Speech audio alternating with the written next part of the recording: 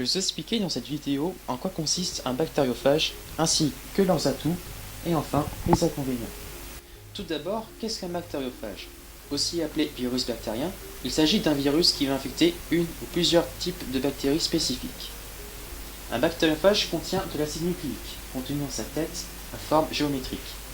Cette tête est reliée à un gène contractile qui est soutenu par des sortes de pattes nommées spicules. Le bactériophage va ainsi injecter de l'acide nucléique dans le virus en question afin de permettre la reproduction de clones de ce même virus, ainsi que la destruction de la bactérie. Vous retrouverez sur cette page une animation schématisant la destruction d'une bactérie à partir d'un virus bactérien.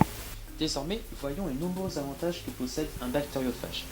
De prime, contrairement aux antibiotiques, les bactériophages ont une action spécifique sur une ou plusieurs bactéries en question. Les bactériophages ne nuisent pas aux bactéries utiles, telles que la flore intestinale, les muqueuses ou la peau. Ces virus n'engendrent pas d'effets secondaires graves sur notre organisme, si ces derniers sont d'origine naturelle. Les antibiotiques, quant à eux, peuvent engendrer une toxicité pour l'homme, telle que les aminosides, voire un potentiel allergique, tel que la pénicilline. Désormais, voyons les inconvénients de ces bactériophages. Tout d'abord, notons que ces virus peuvent être rejetés par le système immunitaire. Une dose ajustée et restreinte doit être mise en place. De plus, l'injection de virus peut apparaître une certaine résistance bactérienne au cours du traitement. Notons que l'application de ces virus n'a pas été reconnue sans cadre réglementaire.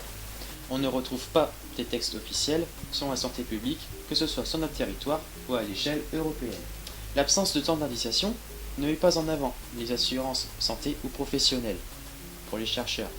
Ces derniers s'orientent vers des maladies incurables, telles que le cancer ou l'Alzheimer.